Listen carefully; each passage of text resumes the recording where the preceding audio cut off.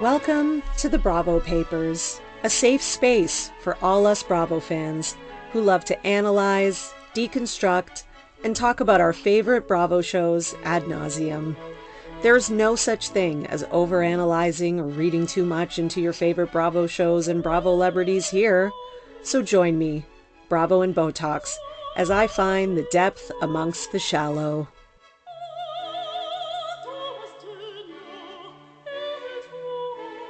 Hello, everyone. Welcome back to the Bravo Papers podcast.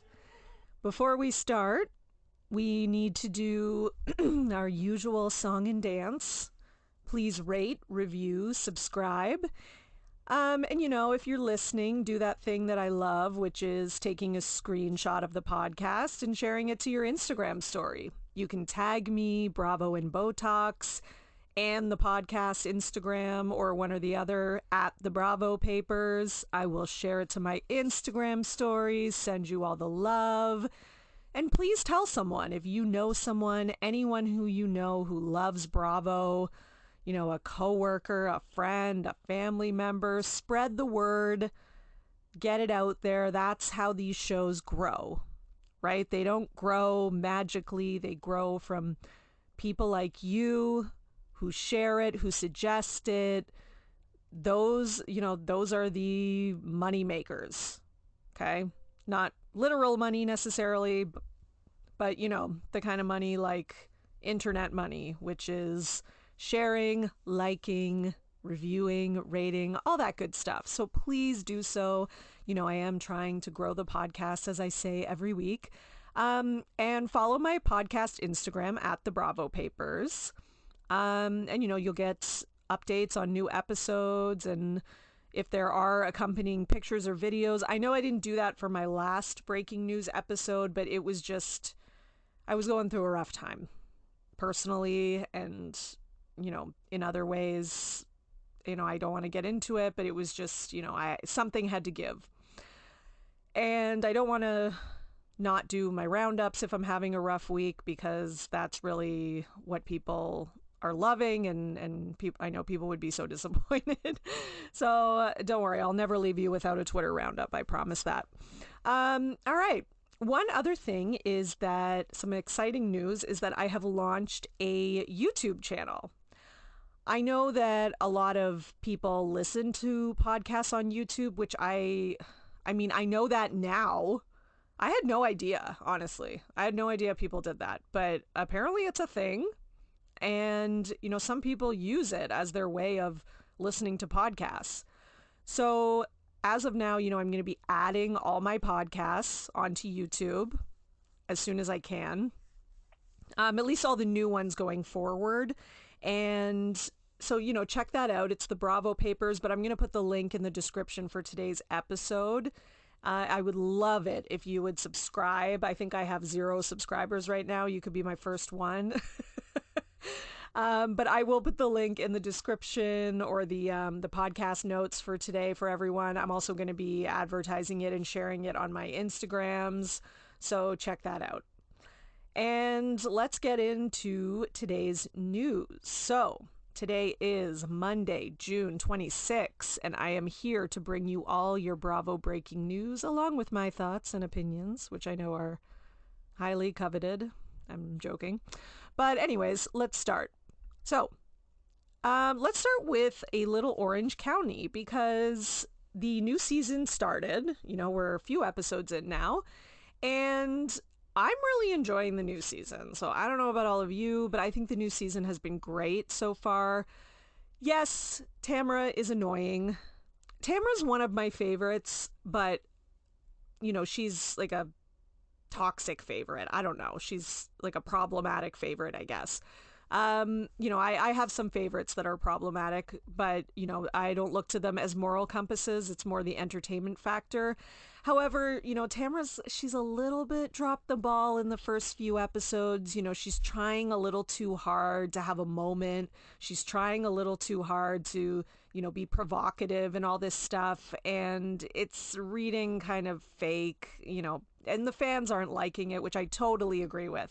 So hopefully she'll, maybe because it was her first time filming in a while, like getting back to it, and maybe she just needed to get her feet wet. So hopefully things will level out. I don't know. Anyways, but one of the storylines for this season, and even if you aren't watching, I'll just give you a little quick overview. Basically, Taylor Armstrong, who used to be on Beverly Hills and is now on OC, Taylor Armstrong goes up to Heather Dubrow and basically offers her an acting job because I guess she's filming, apparently Taylor's an actress now, but anyways, Taylor's filming something in Oklahoma, and there was an actress in it, I guess, who dropped out. So she kind of offers Heather the part. Now, I think Taylor's like, okay, this is a good little storyline for me. I can do some filming with Heather, all that kind of stuff, a good sort of friend of role storyline for OC. Heather's a little bit, like, I don't know, taken aback by it. And she's like, it's not your role to offer. Like, that would be the director that does that, right? And she has kind of like a little confessional where she's like, who is Taylor to offer this, whatever. So then Taylor actually took to Twitter after seeing Heather's confessionals on the episode and said, actually, the director told me I could offer it to Heather with like a lipstick kiss emoji.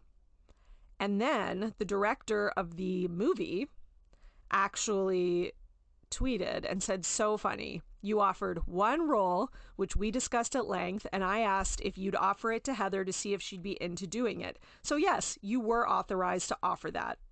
Of course, our team would have followed up with Heather to finalize details, and then he goes on. So Heather retweeted that, and she wrote, from the director of my movie with like the little pointing emoji.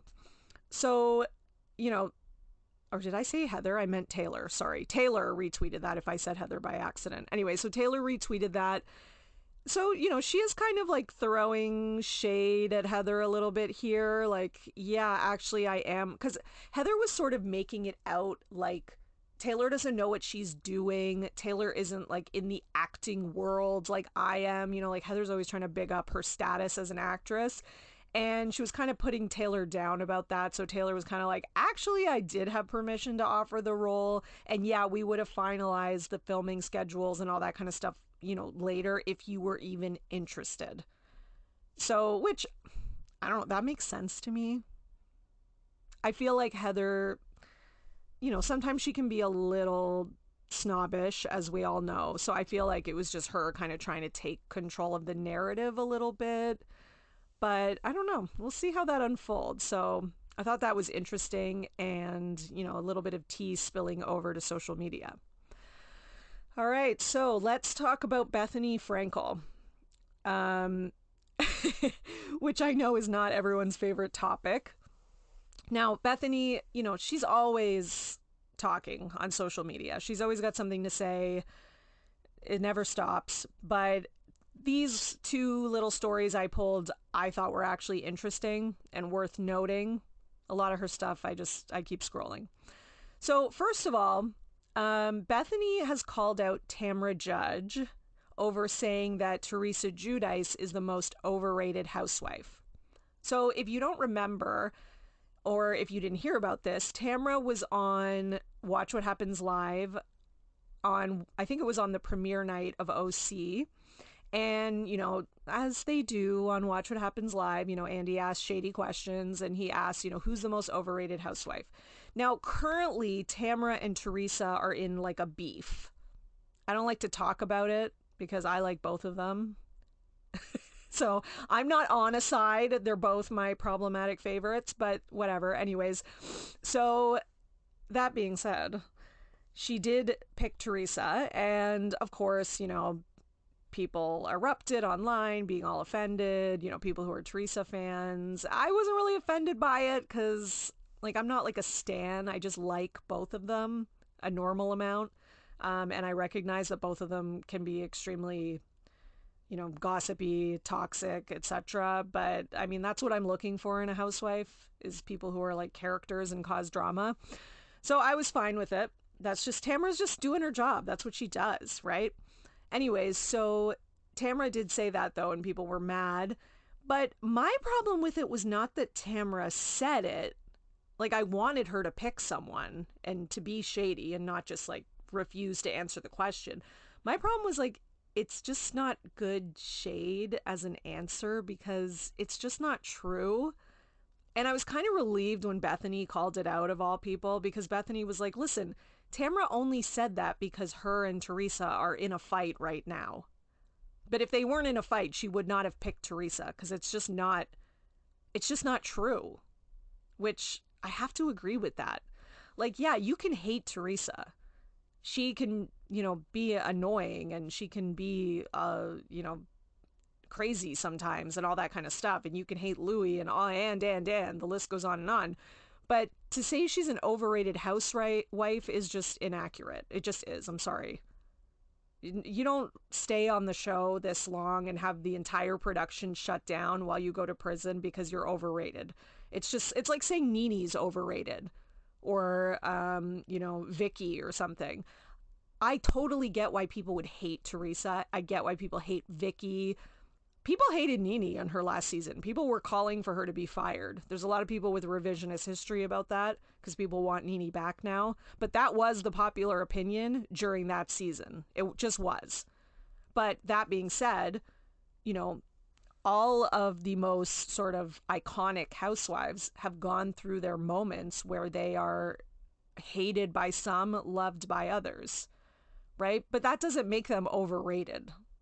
So anyways, I just think Tamra, it's just reaching a little bit. So I had to agree with Bethenny about that one. Now, the other thing with Bethenny is she was actually mentioned on season 2 of And Just Like That. So And Just Like That is the Sex and the City spinoff. So basically, I don't watch it. I have to be honest. I can't. I loved the original Sex and the City. Big fan, all that. But I just, based on the reviews I saw and all that, like, I don't get enough of the nostalgia thing to sit down and get into it. I'm good. And every clip I've seen looks so stupid. I just can't. Anyways, so on one of the episodes, a character, I don't even know what the character's name is because I don't watch it, but the character asked Carrie about why she never went to the Hamptons a lot, I guess, when she was younger, something like that. And she explains and gives some reasons, and then the other character responds, was one of those reasons Bethenny Frankel. Which I guess that's kind of funny. I am obviously not a New York person, so I don't know if there's, if it's just because, like, Bethenny's always talking about her real estate there and redoing houses. I'm assuming that's why. I don't know. But Bethenny responded with a TikTok, as she does, saying, basically, when you've been off TV for years and just like that, catty housewives are bringing you up. And that little caption is in the video while she's, like, smiling and pouring a glass of wine. So just a little kind of light news and shade. All right, let's talk about Vanderpump Rules. It has started filming already, which is pretty wild considering how crazy the last season was. And I think we're all still getting over our hangover from it, but they are filming. We know this, there's a few clues, but it's definitely filming. So this is not gossip. But a Sandoval and the Most Extras show was rescheduled, and it said it was due to a filming conflict. Sheena, Lala, took to Instagram. They're, getting their glam done and, heavily implying that they're getting ready for filming. They're all back. I mean, of course. I'm not sure 100% about Raquel, but I will be shocked if Raquel is not back. Okay? I mean, she said in her one-on-one with Andy that she wanted to still be on the show. Clearly being on the show is very important to her, and fame is very important to her. If you don't agree, you should listen to the first episode of my podcast, Who is Raquel Leviss? And I have, 2 hours or 3 hours of reasons why. Anyways. So the other thing I've been hearing about Raquel is that apparently she's dating someone out of state. So again, that's not confirmed. This is really like word on the street kind of hearing, but I have heard it from a few places. Now, I don't know if that means she's out of rehab, that she met someone while she was in it, if she is even in rehab, or if she's just doing conventional therapy. I really don't know. I mean, in my opinion, should she be dating someone right now? No. Like, this girl needs to be single. I feel the same way about Ariana, actually. I know Ariana has this new guy. You know, for all intents and purposes, it seems like he's nice based on like what Sheena and other people have said, but we really don't know him. And I just worry, like, I think Ariana is a bit of a relationship jumper, which, okay, I have to admit, I'm a relationship jumper. Like, through my 20s and 30s, was always in a long-term relationship. I was just a relationship person. And like my current relationship, which is my marriage, you know, it did start like right after my prior relationship. So there wasn't like, you know, it wasn't like I took a year off or 5 years off to be single. I was just never one of those people. And, you know, I've been with my husband for over 15 years. So I'm not saying that it's like wrong and you can't do it, but I feel like with Ariana, she's got a little bit of like maybe some self-esteem issues, codependency. So I just hope that this new guy is good for her and that he just, you know, lets her kind of grow and be like 100% her authentic self. Raquel, on the other hand, I think has some serious growing up to do, and it fully looks for validation in men. So she's a different case. So anyways, I guess we will see.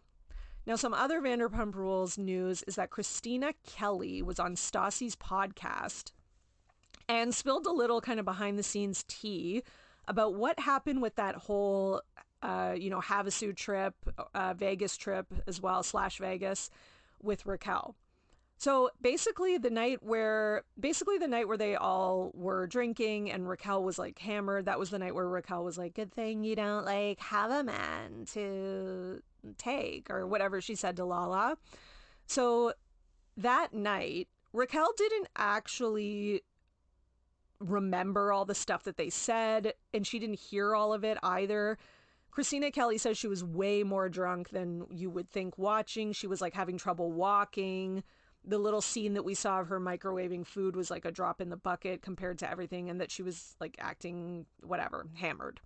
So they were just kind of like, what is happening with this girl? Like, why is she this hammered? And that was when they started talking about the galaxy light. And I guess the galaxy light was kind of part of the larger just giggling about her being so drunk. Like, it's like, oh, you're so drunk and you went and turned on a galaxy light. It's funny. Anyways, but the point is that I guess one of the producers told her or showed her the footage of them kind of like giggling and teasing her about that when they were on the bed. And Kristina Kelly says, yeah, we were being snarky, but it was mostly just because like we'd never seen anything like her kind of drunken behavior. Kristina Kelly's, that's her point of view. It's hard for me to believe the other girls have never seen that level of drunk, but anyways. So the girls apparently had it out with the producer, who showed Raquel the footage, and they were mad because they're like, well, you're messing with the natural order of things, because now she's going to create a storyline of us being mean girls instead of having her authentic experience on the trip. And then, yeah, maybe if she sees it later, she, you know, watches it back, we can talk about it at the reunion, blah, blah, blah. You know, the way I guess it's supposed to go. So they were mad about that. And they felt like the producer was kind of helping Raquel create this like victim, quote unquote, storyline.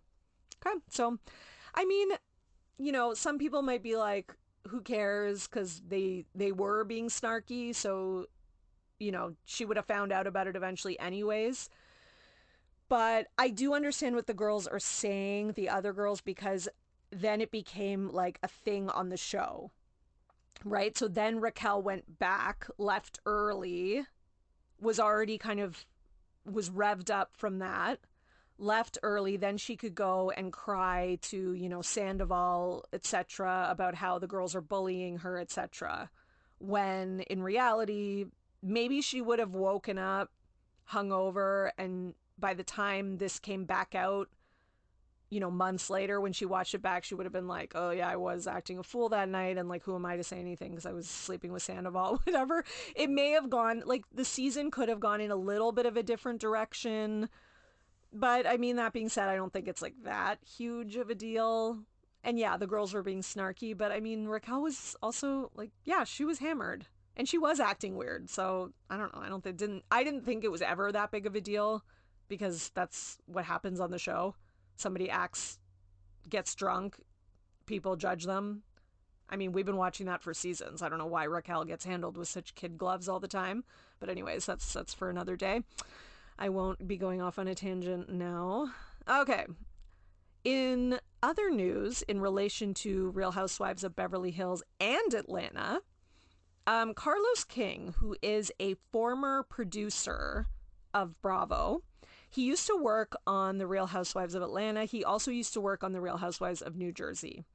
And, he's got like a podcast and he's got like he videos himself, like a vlog, like talking about the shows. I guess it's just like his podcast recorded. Anyways, so I guess he's keeping up with Atlanta and he comments on the Bravo shows. Right now, he is a producer on shows on OWN. I believe Love and Marriage Huntsville and Love and Marriage DC, I believe. Correct me if I'm wrong. I'm pretty sure he's a producer on those.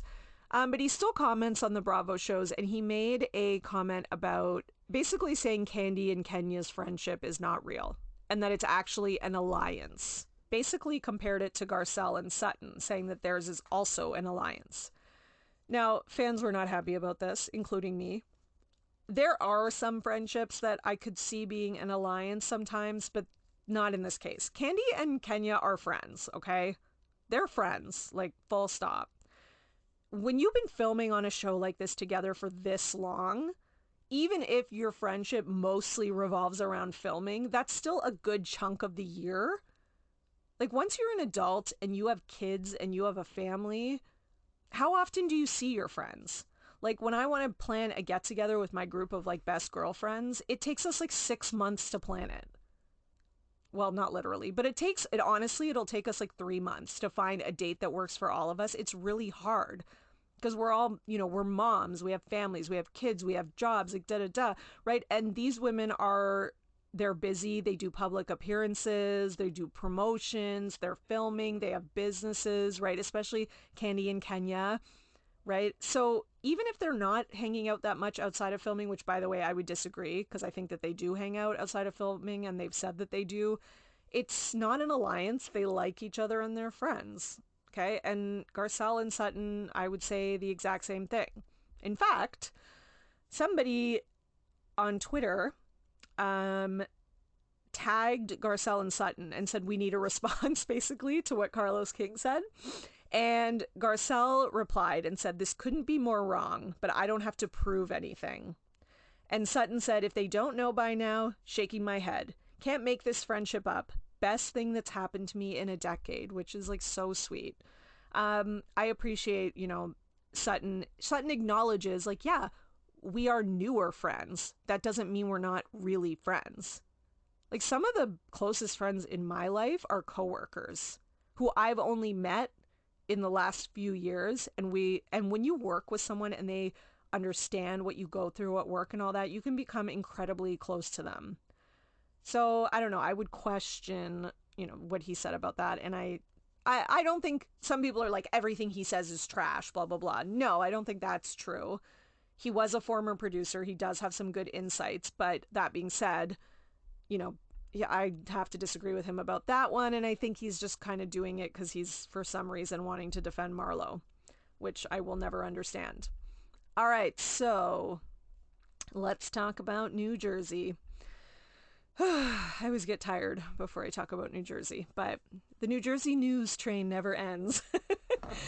So, sorry, I was adjusting my chair in case you heard a weird noise. Let's go with the first story because I think it's the most fun and kind of light. So, Melissa Gorga has done some renovations to her house, which I'm sure a lot of people are not surprised by because she's been there's been photos that have leaked of, the construction, etc. So we've known about that. But basically, she released an Instagram post, and she had a picture of the new house. And what did she say? Okay, she said, finally finished. And then she thanks the architect and says they had to resubmit their plans after COVID chaos, quote unquote. Tags Joe Gorga and says he wanted to kill her for doing this. So, okay, so here's what I'm confused about. So clearly it was redone, which is fine. Like, I don't think that's anything to be ashamed of necessarily, but it's just weird because she's like, finally finished, when we know the house was already finished. Like, she'd had a whole Entertainment Tonight thing. It was on their show and their website. There was an article about it in February, on February 14th. It took me 2 seconds to Google it, about her home being done and etc. And now she's like, finally finished, thanks to this architect that I found who did this. And like, the house was done and it had these little like triangle. If you haven't seen what it looked like before, you should totally Google it because it looks so bad. So it had these little like these little triangle roof peaks, and they were just like different sizes and weird, and it didn't look good. It was very like, McMansion builder basic. And when she first posted her house and the photos first came out in like February and March, she was getting dragged left, right, and center. There was even like an architect who dragged her on TikTok with like a whole video about how you can tell the house was made by a builder who's not that good as opposed to an architect. And he was talking about the misalignment of the windows, the sizing, like just on and on.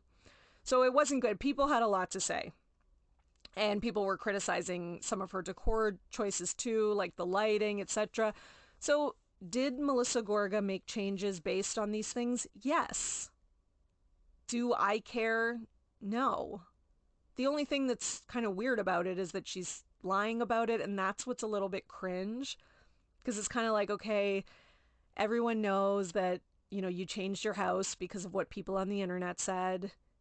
And on top of it, you don't want to admit that, so you're lying about it. Like, it just is cringe. It just is.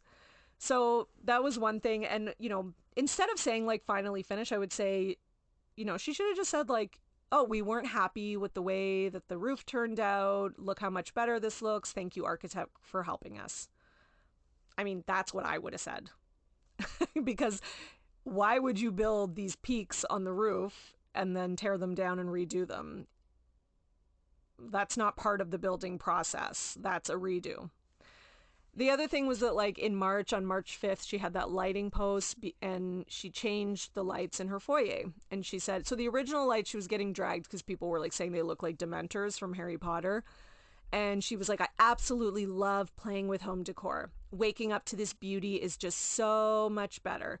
Like, you chose ugly lights the first time. They didn't go. They looked bad. Just, take the loss.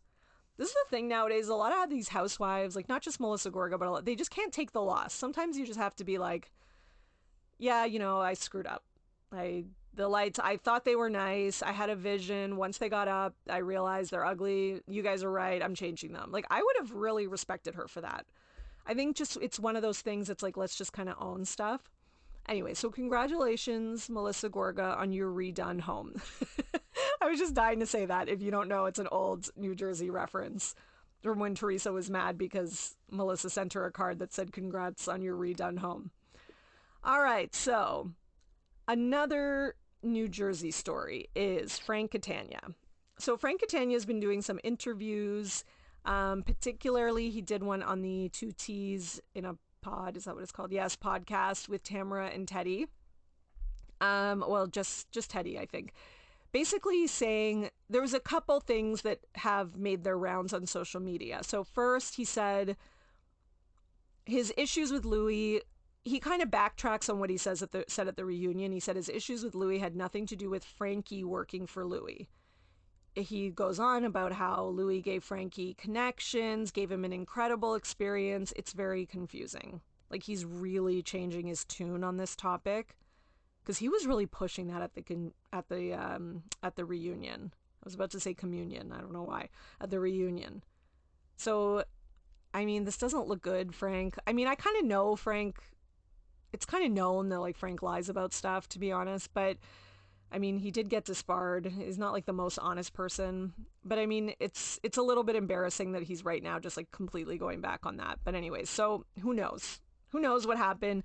Some people say he's just walking it back because maybe Dolores made him. I guess that could be possible, too. I kind of always thought it was a big fat nothing burger. You know, I think he's had beef and issues with Louis? Probably, yes. Do I think Frankie has? I don't know. I don't think so. So in terms of the smear campaign, Frank Catania is still kind of saying that there was a smear campaign, and I addressed this on another episode, by Louis. And Frank says that him, Joe Gorga, and Joe Bonino had some kind of tentative deal with a network for their own show, which I find hard to believe. But anyways, let's pretend that it's true just for a second. So he says that they had a tentative deal with a more quote unquote conservative network, and it was derailed by the smear campaign, which was done by Louis. Okay. Listen, I'm not here like believing everything Louis says and believing Louis doesn't do anything wrong. No.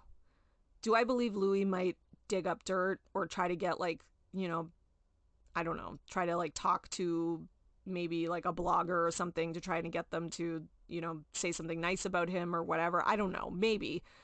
Do I believe he might have hired this private investigator or that they allege? Yeah, that's possible.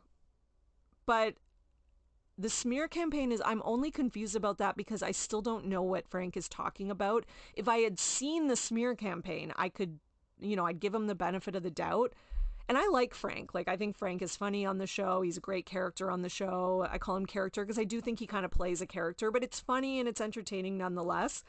But that being said, like, what smear campaign is he talking about? Like, no one is more plugged in to Bravo News than myself and other Bravo content creators. And like, I'm seeing it from other Bravo accounts too, who are like, what smear campaign? Like, what's he talking about? And it's not like I've seen people who are like pulling up here's all the bad stories about Frank and did it. Like, no, I've seen nothing. So I don't know what he's talking about. Now, the only things I can think of are like Joe Gorga at BravoCon, like acting a fool with Jen Aiden, and Joe Gorga skipping the wedding. But that's not a smear campaign. Those happened. Like, somebody filmed him in the altercation with Jen, and he skipped the wedding as a storyline. So that's not a smear campaign. So, and if there was any other little news stories that were clearly they were not big enough that I even remember them. There could have been maybe. And if I did forget, it wasn't that effective of a smear campaign, clearly. And people still, like usual, were loving Frank this season, talking about how funny he was. He even liked and commented on one of my Twitter roundups where I had a joke about him. So like, you know, I don't see, there's not like this big like Frank Catania hate campaign. Like, yes, you'll see like the like super, super aggressive tree stands who are like, you know, will say things about him just to defend Tree and Louis, but they're not the majority by any stretch. So I don't know. This is hard for me to believe. Very hard for me to believe. Anyways, let's go on to John Fuda. There were some people who were talking about, like, did John Fuda change his name to avoid, like, drug charges or something like that? And somebody pulled up some records. I don't really want to get into that because this is the part of Jersey I don't like. If John Fuda allegedly or did in the past was pulled over with drugs in his car or something, allegedly, I'm kind of like, so what? Like, if he did have drugs in his car and clearly like his ex was an addict, the mother of his child, like, am I here to judge somebody who has a drug problem and was an addict and got pulled over and had drugs? No. Like, so if he was an addict, like, to me that's a disease. It's a mental illness. And I don't think it's something that makes him like a bad person, quote unquote. I don't really like John Fuda for other reasons, just because I didn't love him on the show. And I think he seems thirsty. But if he did have drug issues in his past, that is not going to be one of the reasons I would dislike him. And, you know, I think pulling that up is like, I think it's the same as some people pulling up stuff from Louis's past from like 10 years ago. It's like, are we going to give people any room for growth ever? Like, yeah, there are some things that we shouldn't allow, certainly, but there are other things that, like, you know, people could have in their past, and we have to judge them on who they are today and the man or the woman or the person that they are being today. Anyways, on another note related to that, the editor of The Sun claims that Louis was not the one, though, involved with getting in touch with John Fuda's ex, and explains that they got Brittany's info from their own database, I guess, where they can look people up, something like that. So again, that's been floating around too. I mean, at the end of the day, that story is another one where I'm like, who cares? Because somebody would have found her no matter what. Like, I think that's one thing John Fuda needs to just let go. That whole, like, Louis got my ex's info. Like, that was going to happen. Let's just be real. And ending on kind of a light note with New Jersey, Richie Wakile, so Kathy Wakile's husband, which I'm sure many of you remember, took to Instagram to call the Gorgas farm animals again.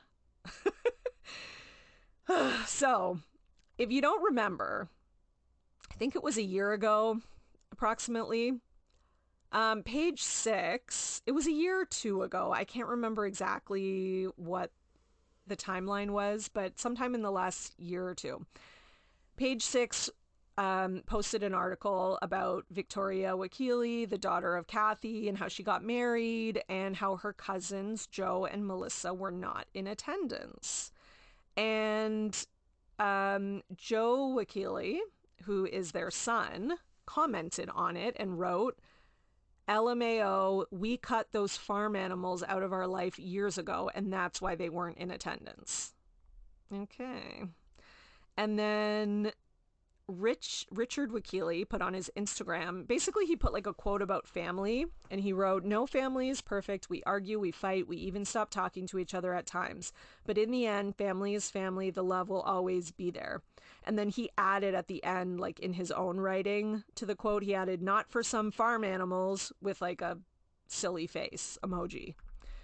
So I guess that's his way of maybe throwing more shade at the Gorgas. Now, some people were like, oh, it's about Teresa too. And I'm like, yeah, it could be. But it is in direct reference to his son calling them farm animals. So I'm going to assume it's about the Gorgas more. Anyways, so he's just, you know, I think he's just trying to get attention, stirring things up as usual. But that is something that I see people often say online, like, oh, you know, Melissa and Joe, they at least have the Wakiles, da-da-da. And I think a lot of people don't know that they're actually not on good terms, because after they left the show, the Wakiles, I mean, they were pissed at Melissa. And Kathy has said in interviews basically that she felt like Melissa used her for the show to just, you know, have a team against Teresa, and that once they were off the show, it was like, you know, see you later, like I have no use for you anymore. So they haven't had any sort of relationship since they left the show. All right, so let's talk about Beverly Hills. There's a couple things happening. First one is not shocking, but shocking. Dorit accused of stiffing a nurse who claims to have helped her after her alleged plastic surgery. Maybe this is the head transplant that Lisa Vanderpump was talking about. I'm joking, of course. But Natalie Vanderstay, who is... What are the chances that the last name starts with Vander? I just love Bravo sometimes. Okay, so Natalie Vanderstay, who's a private duty nurse, alleges that she is owed $8,600 in damages because she submitted an invoice and Dorit refused to pay her. So basically, the story goes that Dorit had plastic surgery, allegedly, needed overnight care to monitor and assess her pain, administer medications, etc. And this woman did the work and was never paid. This is all alleged. Do I believe it? Yes, because the stories of Dorit and PK not paying bills are infamous, and they go on and on and on and on. Like, they have this reputation, right? It was almost caught on film. I don't know if you remember, there was a season where the Beverly Hills housewives were on vacation and they're by the pool, and all of a sudden this woman walks up who was not mic'd or anything, and she just walks up and starts like chasing after Dorit, saying she owes her money. And Dorit, you know, the producers ask her about it, and Dorit kind of says something along the lines of like, sort of implying like, oh, people are just fame hungry, or they're just, you know, saying something that's a lie or whatever. But, you know, this isn't the first time that we've heard something like this about them. I also, you know, Dorit has sworn up and down that she hasn't had plastic surgery, nose job, all these things that she's accused of. I mean, Dorit, like, we have eyes, so, and like, it's fine. Who cares? The housewives who own their plastic surgeries are always the best, because it's like, we can tell, and then the conversation's over. Like, yeah, who cares? I don't think it's anything to be, you know, taboo about, especially since, you know, Dorit looks good. She was beautiful before too, but she still looks good. So there you go. All right. The other thing that's kind of been floating around, this is pure conjecture, by the way. Okay. I have no facts to back this up, but people are talking about it. So I wanted to make sure you knew about it. Are Kyle and Mauricio having trouble or splitting up? So people have been talking about the fact that there are barely any Instagram posts on either account, mostly Kyle's, of the two of them. So if you go to Kyle's Instagram, there are no posts of her and Mauricio for a long time. And the other thing that people are saying is that there's a rumor flying around, and this is just a rumor, so it's just alleged. It's not, real, that we know of, that he's having an affair with some younger woman. He's not happy in the marriage. I mean, I have no idea. People have been kind of trying to throw that rumor out there since like season 3. So, of course, it doesn't have any leg to stand on in terms of facts yet. But the Instagram posts are one thing that are a little suspicious to me, because it's weird. Because Kyle's usually all about that. Even like her Father's Day post to him was a little suspect. Like, she wasn't in the main picture. It was like really just about like him as a dad, which I get it. It's Father's Day, but there wasn't like the lovey husband-wife aspect to it that she usually would have. Other people are saying like, oh, this is the reason for her rapid weight loss. It's not Ozempic. That's the reason she keeps swearing up and down. It's really because she's like, stressed from the divorce and da-da-da. Now, again, who knows? So I guess that is to come. I mean, if that is real, though, that would rival Scandoval.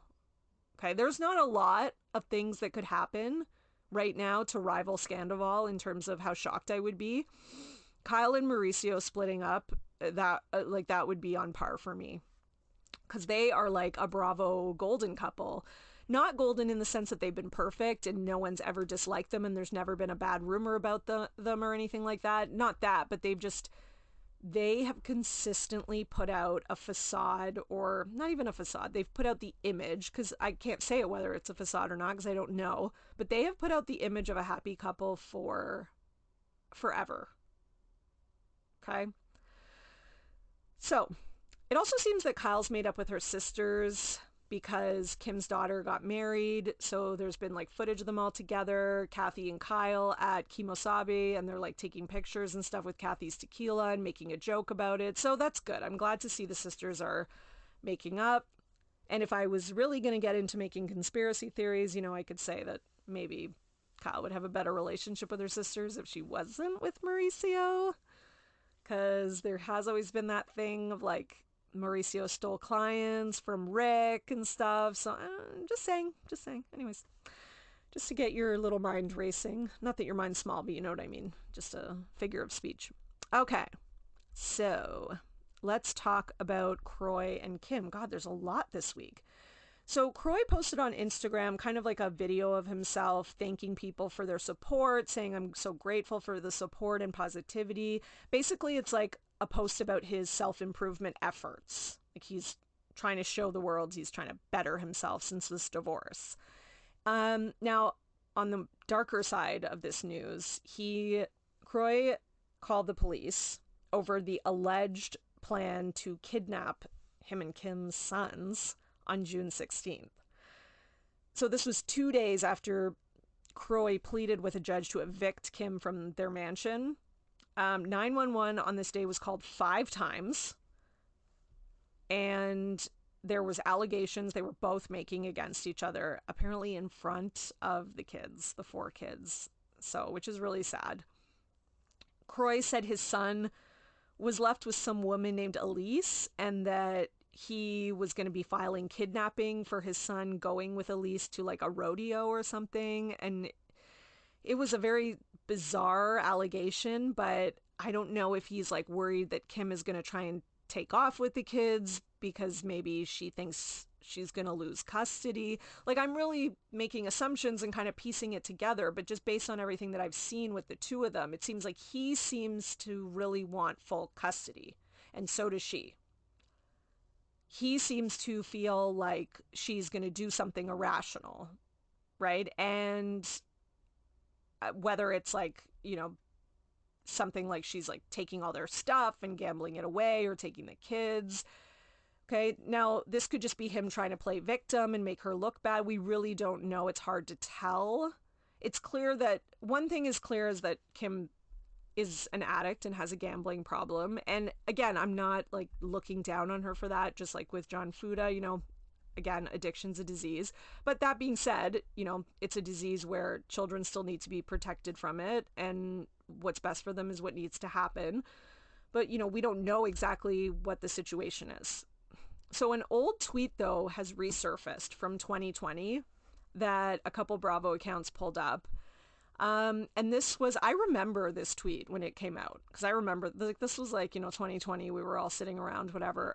And I remember reading this tweet. So Brielle tweeted that she one time had to wait in a car until like 3 a.m. for her mom while she was gambling. I'm going to read the tweet. So one time I was walking out to go to dinner and my mom said, "Get in the car, we're going somewhere." I was like, where? She said, "Shh, secret, get in."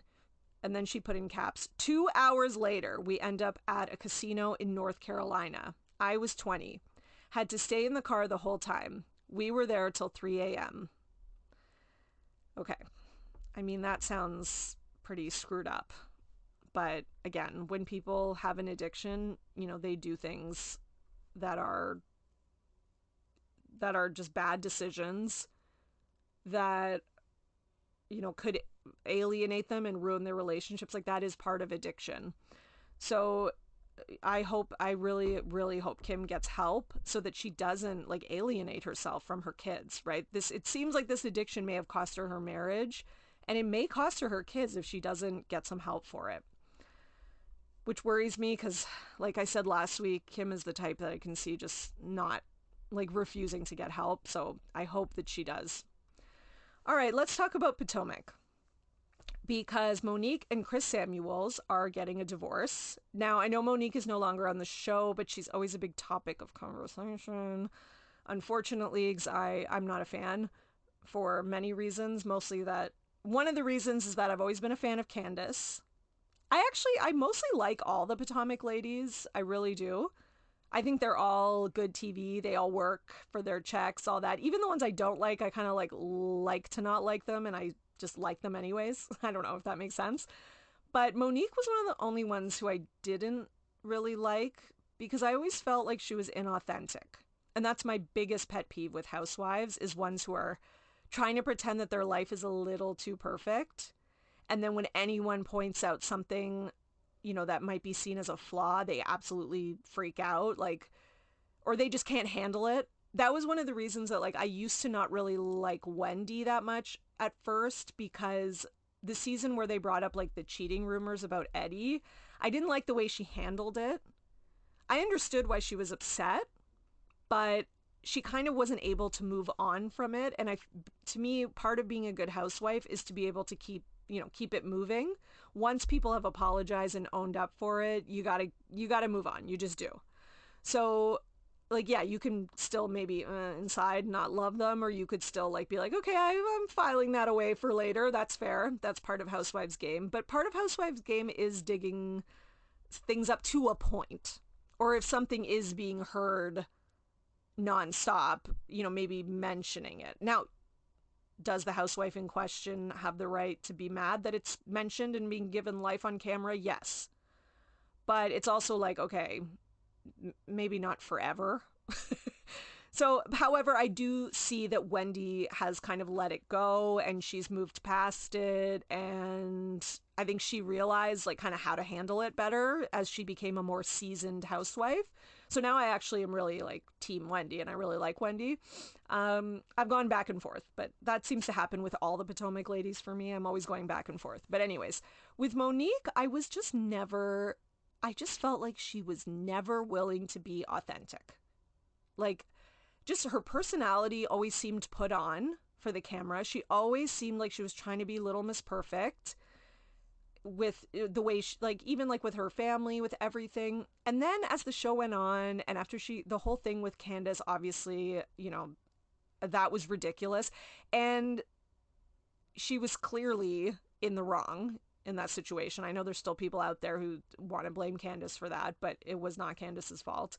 And, Monique really played the victim, even though she was not the victim in that situation. And that was another thing. She never like apologized or really owned it. And when she did, she was one of those like apology and then there was a but after.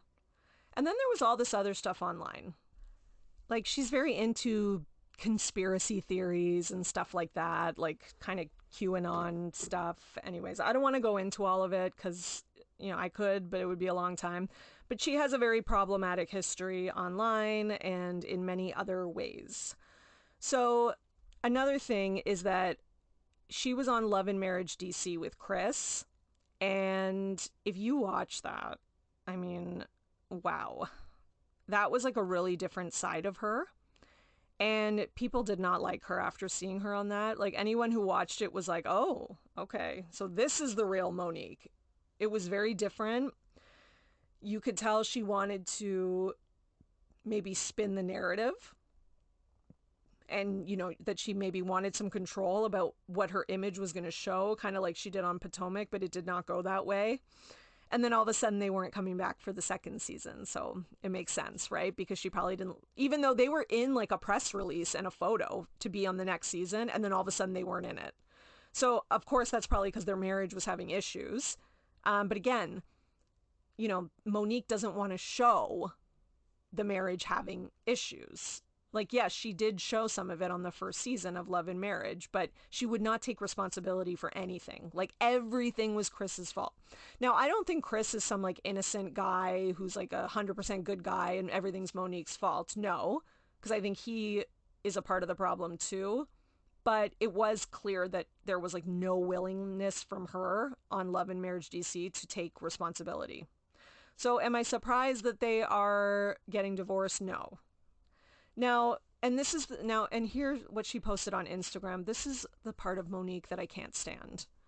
So she posts a video of like a nice beach with the water like washing up on the shore. And this is her caption. So the divorce news comes out. We haven't heard anything from her for a few days. Or we haven't heard anything from her at all, actually. And then she posts this. Imagine being in solitude in a whole different country on a meditation retreat, only to be interrupted. It's all good. I'll speak with you all when I return. I promise. Until then, I'm going to enjoy this nature therapy and gather all the woo-saws I know I'll need. Logged on to share this with you. Logging off after it posts. Peace and blessings. I love you. This is the part of her that I can't stand. Like, she has to act like she's above it all, right? Like she has to have this attitude of like, oh, I'm so above all of this that I didn't even know you were all talking about me getting divorced on social media. I've been in a different country, doing my retreat because I'm, better and have more money and everything than all of the rest of you. And, then I was interrupted by this. Like, why? Like your divorce came out in the news. It interrupted us, if anything. Okay? It interrupted my Twitter feed and my Instagram feed, which is fine because it's Bravo News, but it's just this sort of like holier than thou attitude that I find she often has. So she posted that. She hasn't said anything since. But I have a feeling that she won't be taking any ownership, I'm sure. Which, I mean, not that I care that much, because it's a divorce. Usually the two people don't take any ownership. I'm sure it'll be the same on Chris's side too. Okay, so what are we ending on today? Real Housewives of Miami, last story. So there was this little thing flying around that Larsa dumped a drink on Nicole, and everyone was up in arms about that on social media. But then Adriana, confirmed that it was actually her who got the drink thrown on her by Larsa. So, okay, Larsa's working. Listen, I know Larsa is not liked. She's another one of my problematic favorites, not because I think she's like such a good person or anything, but she's working. Like, since this reboot came on, she's been putting in the work, and like she's getting in there with the drama. And I don't know, it's been entertaining, to say the least. Like, I think she's a good villain. This is what I can't stand lately, is that no housewives want to be villains anymore. And the ones who are villains are like villains that play victim, which I can't stand. Like, just be the villain and own it. Ugh, God, sorry, I didn't mean to sound like Rinna, but just be the villain, right? So I do appreciate that Larsa's she's leaning into that role, in the sense that like she can't take ownership of anything, so there is that, but it doesn't come off in the kind of like victim-y, whiny way. It just comes off in the delusional way, which is like the perfect housewives villain. So yeah, the rumors were of Nicole and Larsa, but it's not true. They went to Mexico City to film, which is the first housewives trip, not to Mexico, but to Mexico City, because some people were like, no, they've gone to Mexico, but no, this is their first time in Mexico City. Adriana performed at the Pride event in Mexico City, which looked really cool. And there was a story about Gertie being taken away in an ambulance. There were pictures of her on the stretcher, but I'm happy to report that she's fine. She posted like some videos after that of her like dancing. So hopefully it was just something, that wasn't a huge deal, and we're all thinking of her and hope she's okay. So that is all for this week. If you listen to The People of Summer House versus Lindsay Hubbard Part 1, thank you, first of all. I hope you enjoyed it. And the second half of it will be coming later this week. So I am finishing up my rewatch, and I'm almost done. And then I'm going to be talking about it, and we'll get right into it, and I'll kind of try to come to a conclusion about where Summer House needs to go from here. All right, so thank you so much for joining me. Do not forget to rate, review, and subscribe. And now you are in the know for everything Bravo. See you next time. Thanks for listening, everyone. If you enjoyed today's episode, please rate, review, subscribe, and share with a friend or 100 friends, whatever you want. You can follow me on Instagram at The Bravo Papers, or for my Twitter roundups, follow at Bravo and Botox. If you'd like to support me, please go to buymeacoffee.com/Bravo and Botox for some much needed caffeine support. And until next time, keep overanalyzing Bravo.